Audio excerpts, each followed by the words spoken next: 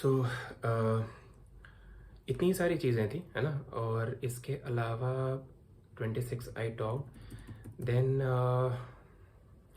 Appeals and revision के provision आप CrPC से थोड़ा सा चेक कर लेना, क्योंकि आपके सेशंस कोर्ट के जितने भी ऑर्डर हैं उनको चैलेंज करने के लिए via the way of appeal या फिर आप via the way of revision जाते हो। सो आपसे पूछा जा सकता है कि अपील और रिवीजन में क्या फ़र्क होता है। वो आपका सीआरपीसी में दिया हुआ है, आप किसी यूट्यूब के वीडियो को रेफ़र कर दो अगर बेहतर क्लैरिटी चाहिए तो। इसके अलावा बस यही है, इतना ही करना है। For the people who are coming from judiciary, I have a question from you. ठीक है, ट्राई आंसरिंग दिस क्वेश्चन। आप लोग जो इतना पढ़ाई किए हो सीआरपीसी का, मुझे ये बताओ कि मान लो कि एक ऑफेंस हुआ और जिसमें कन्विक्शन हो गई मजिस्ट्रेट के कोर्ट से। मजिस्ट्रेट के कोर्ट ने उसको 3 साल से कम की सज़ा दी।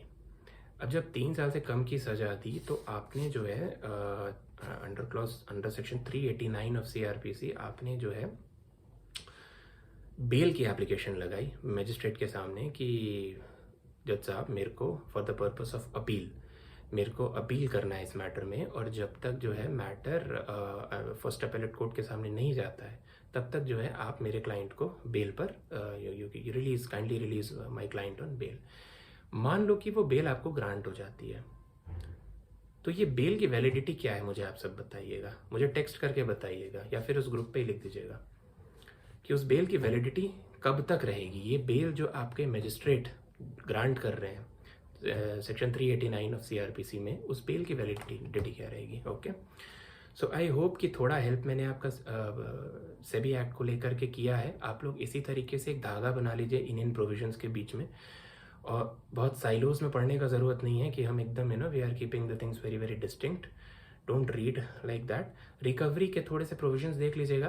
अदरवाइज रिकवरी का जो है अभी हमने पढ़ा है कि रिकवरी अगर कोई आपका पेनल्टी नहीं पे कर रहा है तो उसके लिए फिर आप उसको प्रोसिक्यूट करेंगे उस पर्टिकुलर सेक्शन स्पेशल कोर्ट में।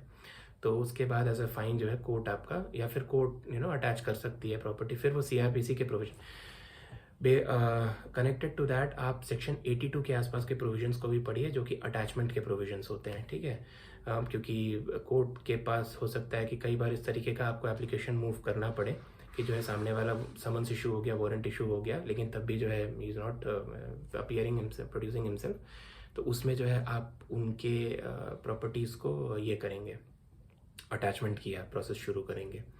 समन्स और वारंट के का थोड़ा सा देख लीजिएगा आप लोग डिफरेंस, जैसे कि कि अगर आप जो आउट ऑफ जुरिस्डिक्शन अगर वारंट को इशू करवाना है तो वो किस कोर्ट में जाता है या कहाँ आप भेजते हैं उसको।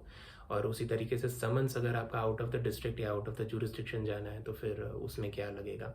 ये सब मैं उनके देखिए, आप थोड़ा सा इसको मैच करिएगा अपने प्रोफाइल से, है ना। जो बहुत कोर सीएस या फाइनेंस वाले हैं उनको उतना करने का ज़रूरत नहीं है, लेकिन अगर जिनका जुडिशरी वगैरह का है, गैप है, और ये सब बता रहे हैं कि हमने तैयारी की थी शुरुआत में, तो आप लोग जस्ट बी माइंडफुल कि ये सारे एरियाज़ को कवर कर लें। तो ये सब चीज़ें हैं। And for the people who have enrolled with me, please text me and book your dates of mocks. I am not going to text you requesting the booking because I am forgetting most of the things, right. Please आप लोग book करिए अपने अपने dates, and for others who want to enrol you can anyway text to me regarding this thing. ठीक है, thank you.